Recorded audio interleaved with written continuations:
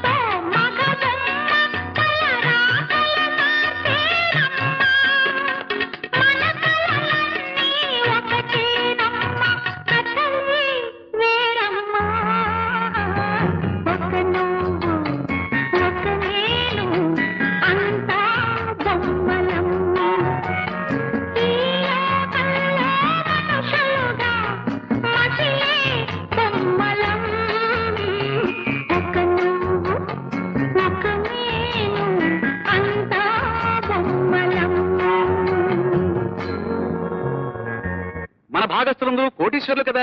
ఒకరు ఇంగ్లాండు, ఒకరు జపాను, మరొకరు అమెరికా వ్యాపారం పని మీద వెళ్ళారు. వాళ్ళు రావడానికి కాస్త ఆలస్యం తప్పదు. అంతవరకు మనం పని ఆపలేం కదా. ఆపడం దానికి కావాలంటే 50,000 ఇస్తాను, పని మొదలు పెట్టించు. 50,000? కొన్ని 1,00,000 తీసుకో. 1,00,000 తీసుకోవటం మిమ్మల్ని అవమానించినట్టే అవుతుంది. 2 లక్షలు ఇస్తాను, తీసుకో.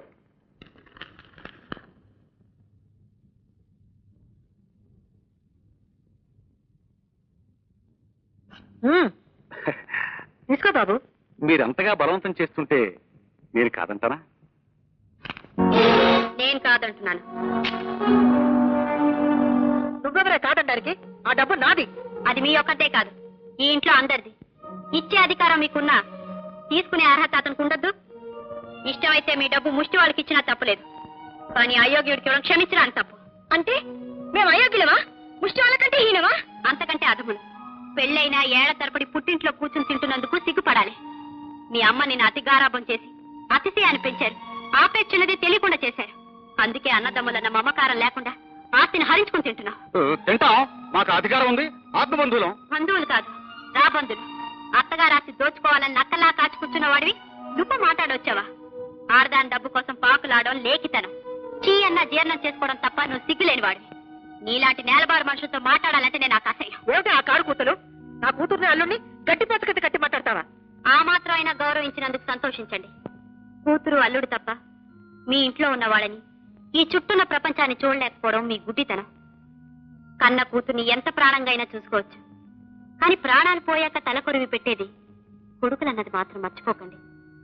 కొడుకుల్ని ద్వేషించడం, వాళ్ళ భార్యల్ని హింసించడం, వాళ్ళ పిల్లల్ని నడివీధిలో బికార్లుగా చేయపోవడం ఎంత హీనం ఊహించండి.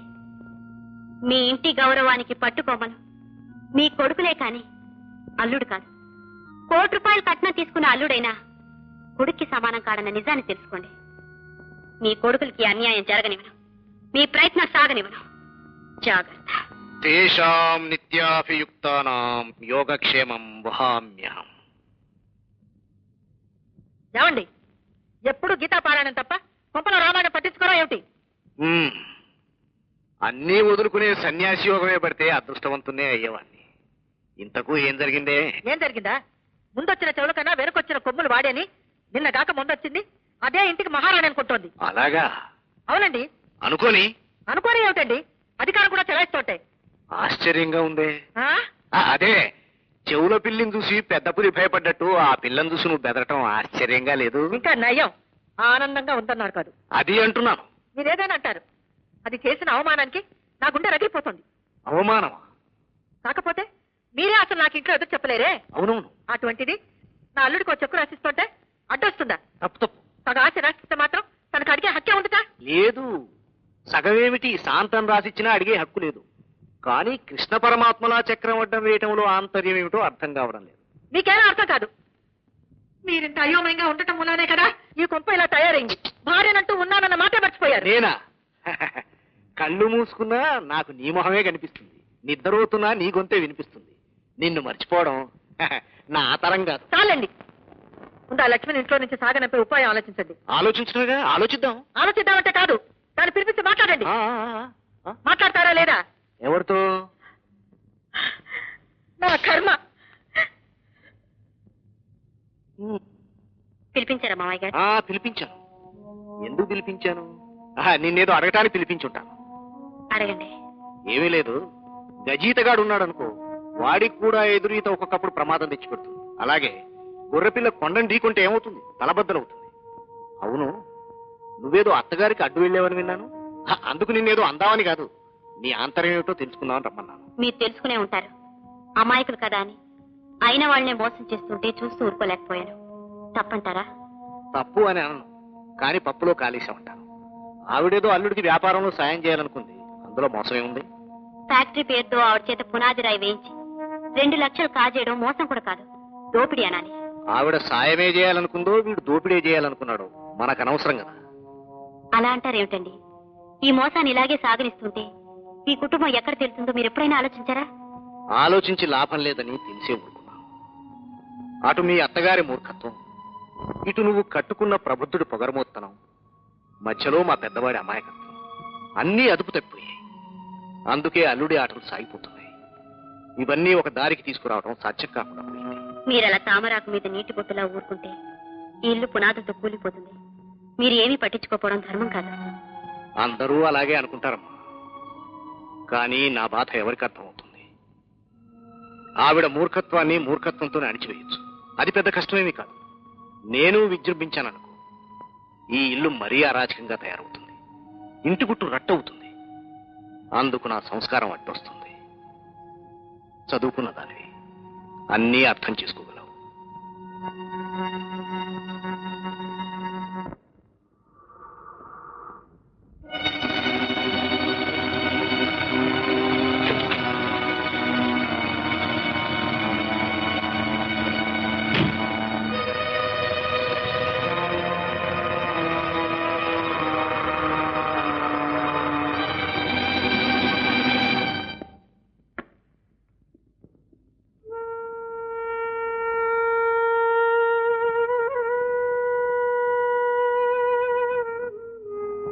ఇది డిప్టీరియా, చాలా ప్రమాదకరమైన జబ్బు. వెంటనే హాస్పిటల్లో చేర్పించండి.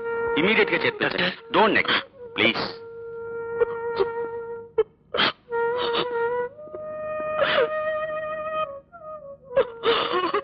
ఏమిటలా కూర్చుండిపోయారు? హాస్పిటల్కి వెళ్దాం పదండి. ఎలా తీసుకెళ్తావు? డబ్బేది?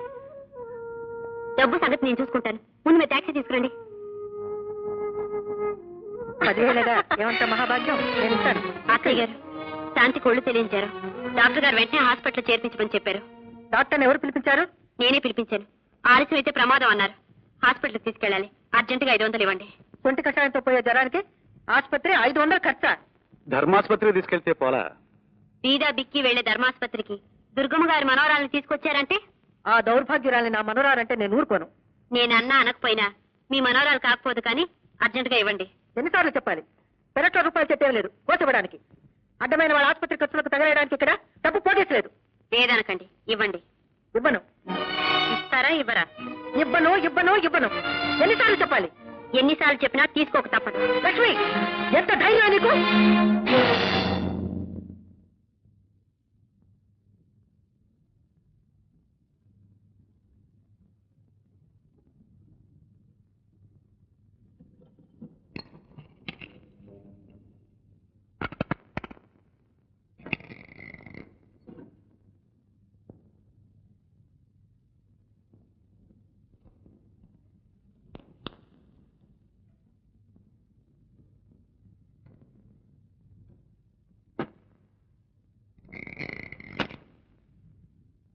ఐదు 500 తీసుకున్నాను.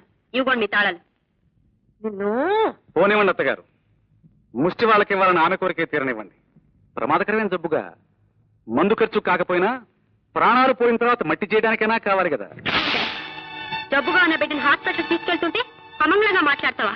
నువ్వు మనిషివా పశువా?